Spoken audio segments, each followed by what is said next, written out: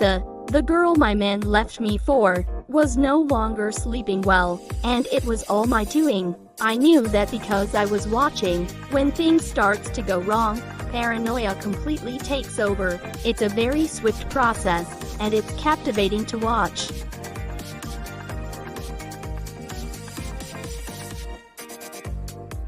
And how secrets, when exposed, can cut deeper than any blade. Dark circles under her eyes, the way her laughter, once too loud, became shorter, forced. She started looking over her shoulder, clutching her phone like it was the last lifeline she had. A scratch on her car, a rumor at work. Just small things, but paranoia doesn't need an earthquake. Sometimes all it takes is the sound of a floorboard creaking when no one else is home. And Melissa, she was unraveling beautifully. At work, she snapped at her colleagues. At dinner with him, she asked about the women he still kept in touch with.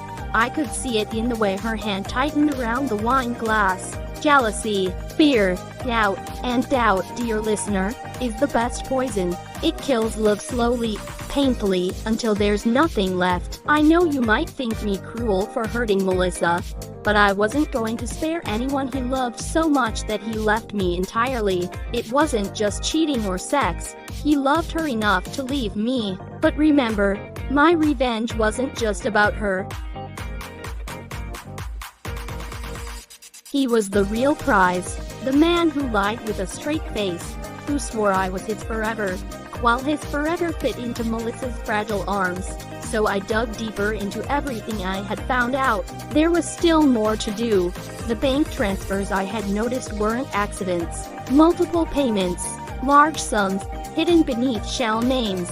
And that older man I saw him meeting, he wasn't just some stranger, he was his business partner for some shady deals they pull off regularly. The kind of partner who handled money that never made it to the books. Money laundering. I didn't know the full picture yet, but I knew this. He wasn't just a cheater, he was a criminal. And once Melissa found out, she wouldn't just lose him, she'd lose everything.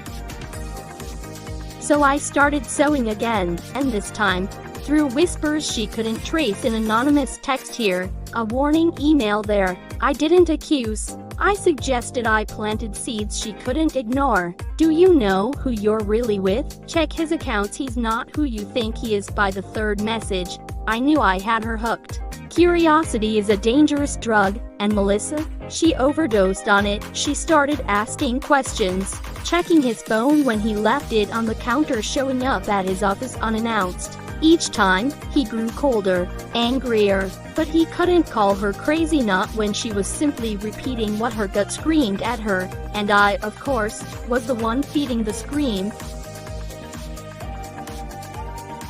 Then came the dinner. Oh, it was perfect. A Friday night at that upscale Italian restaurant they both loved posting about. White tablecloth, soft violin music in the background.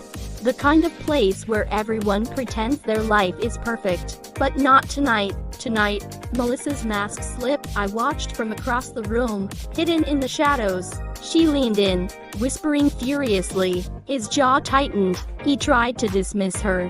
But Melissa wasn't letting go. She slammed her phone on the table. Screenshots I had sent her anonymously, bank transfers, names she didn't recognize. He looked pale. For a moment, I thought he'd walk out, but instead, he smiled. That same charming smile he once used on me.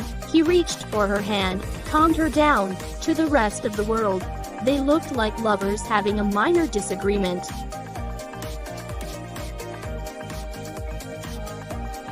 But I knew better.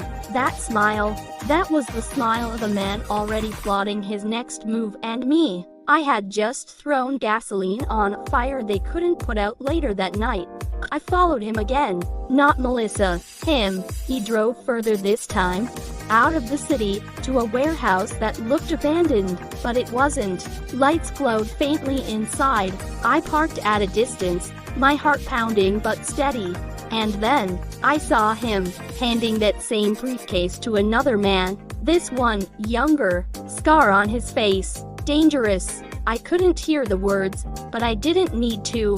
The handshake, the guarded laughter, The look over his shoulder, it told me everything. This wasn't just betrayal anymore.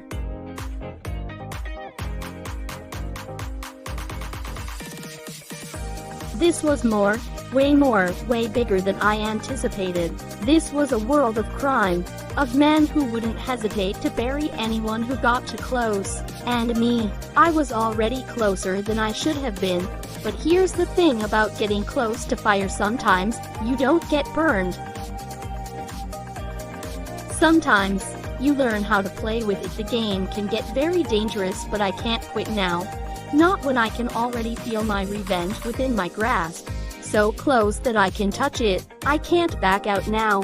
That would be cowardly, and I'm no coward.